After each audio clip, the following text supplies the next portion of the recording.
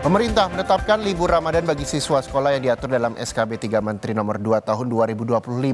Bagaimana respon pihak sekolah? Berikut laporan lengkap jurnalis Kompas TV Fedris Kanan dan juru kamera Ahadiat. Saudara, kemarin pemerintah menetapkan melalui surat keputusan bersama 3 Menteri Nomor 2 Tahun 2025 yang menetapkan terkait dengan skema aturan belajar pada musim ataupun libur Lebaran. Dalam surat tersebut ditetapkan bahwa ada tanggal-tanggal tertentu yang akan nanti jadi tanggal libur dari para siswa. Ini terkait dengan juga jam belajar pada masa bulan Ramadan.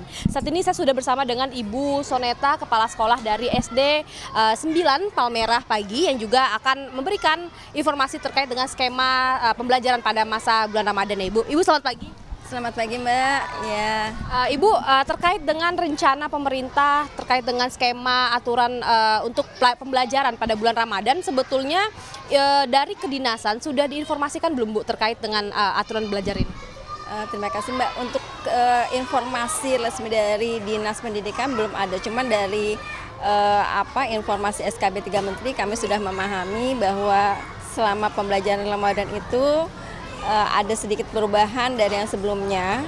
Kalau sebelumnya kami libur itu di tanggal 27-28 Februari, untuk yang informasi terbaru itu sampai dengan 5 Maret 2025. Dan pembelajaran berlangsung hampir kurang lebih 3 minggu, berakhir di tanggal 24 Maret.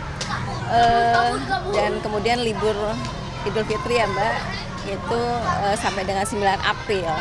Dan masuk kembali kapan? Masuk kembali itu 9 April 2025, iya.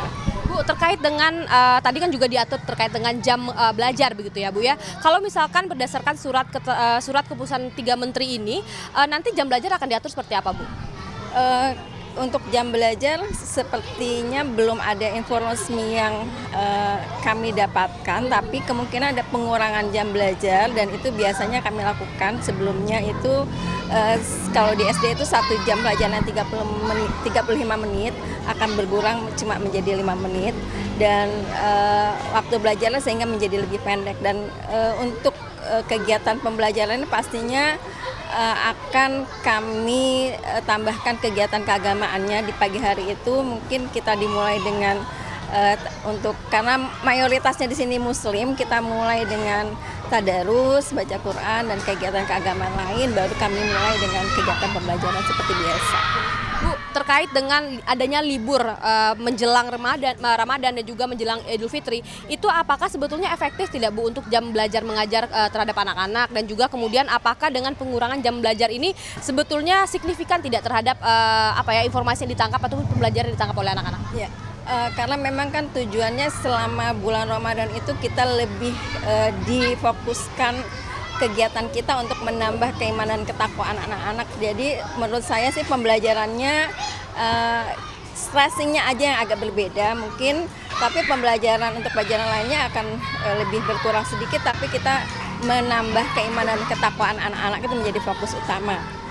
Jadi menurut saya ya dengan kondisi yang kemarin SKB 3 Menteri sudah luncurkan, insya Allah pembelajaran yang kami berikan akan menjadi lebih baik juga untuk meningkatkan keimanan dan ketakwaan anak-anak. Baik, terima kasih banyak Bu Soneta atas waktunya. Silakan kembali dengan kesibukannya Ibu.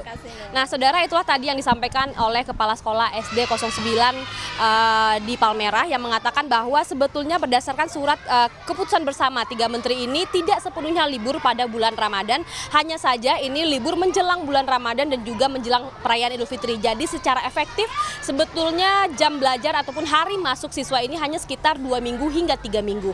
Namun dengan adanya nanti skema pengurangan jam belajar, kemudian dengan ekskul ataupun kegiatan-kegiatan keagamaan lainnya, tentu ini siswa juga dapat mendapatkan pembelajaran yang juga sesuai ataupun relevan dengan masa bulan Ramadan. Sebetulnya kita juga akan menanti bagaimana nanti skemanya pelaksanaan libur pada bulan Ramadan akan seperti apa, meskipun kalaupun tadi diungkapkan oleh Ibu Soneta bahwa sebetulnya secara resmi, secara bersurat ini belum ada informasi terkait hal tersebut, namun informasi terkait dengan surat keputusan bersama 3 Menteri ini sebetulnya sudah diterima oleh guru-guru dan juga pihak sekolah dan juga kedinasan terkait. Fedris Kanan, Ahadiat Andika, Kompas TV, Jakarta.